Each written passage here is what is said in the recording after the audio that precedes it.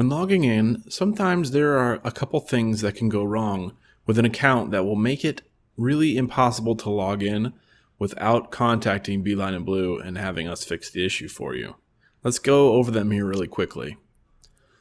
So let's say you're coming to this new online plan room system and it's your first time, or it's the first time in a long time that you've visited this page. You're greeted with a login page here.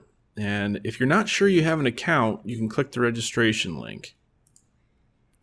So what's going to occur here is you're going to have to put in your email address.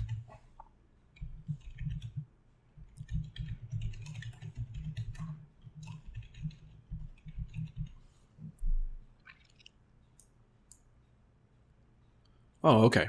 So it says I have an account already.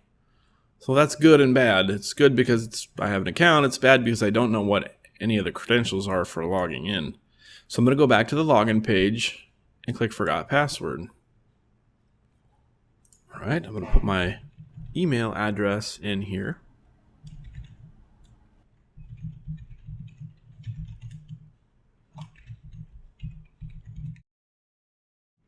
All right, send me my password. Let's check the email here. Yep, I have a password reminder email.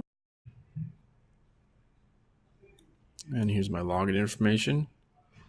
I'm just going to go ahead and copy this. And I'll paste it into the login page here.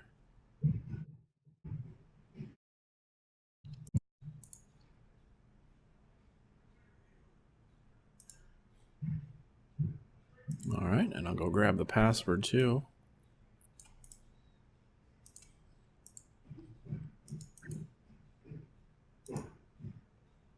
Okay. It's asking me to enter a valid username. That's an email address. I thought this was my valid username. It says right here it is. Okay, I'll put in my email address. See if that works.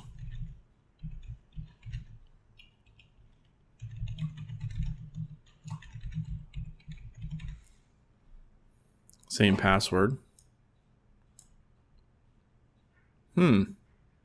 It's saying the email address is not a valid login name. So neither one of them are valid login names? I'm confused. Okay, here's what's going on. This account was imported from our legacy plan room system. And when it was imported, the login name and an email address were correct for that account. In that old system, it was acceptable to have a login name that was not an email address. But that's not true of this new system. It requires the username to be an email address. And since in this case, the login name is not an email address, it kind of freaks out. The fix is really very simple. Unfortunately, you can't do it yourself. You do have to contact us by email or phone, and then we can make the login name the same as your email address. That's really all it needs, and it takes less than 2 minutes. Okay, so let's see what else might happen to go wrong in the login. Let's say I know what my login and password are, or I went through this forgot password process and I got my credentials, and they look correct. The login name is an email address. So let's log in.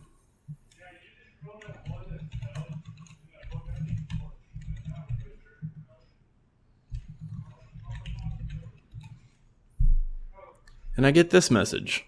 Valid credentials were entered, but this user account does not exist on the local system.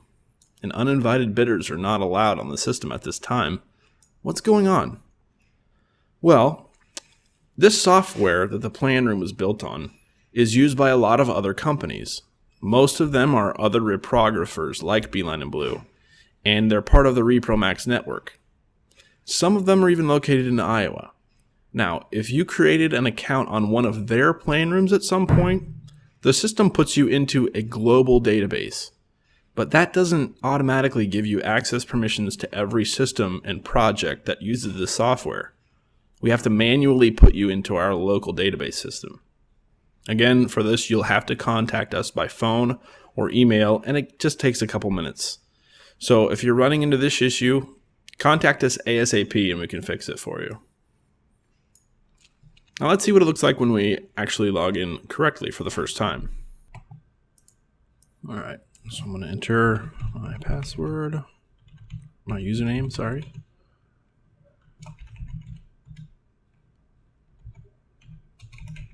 And password.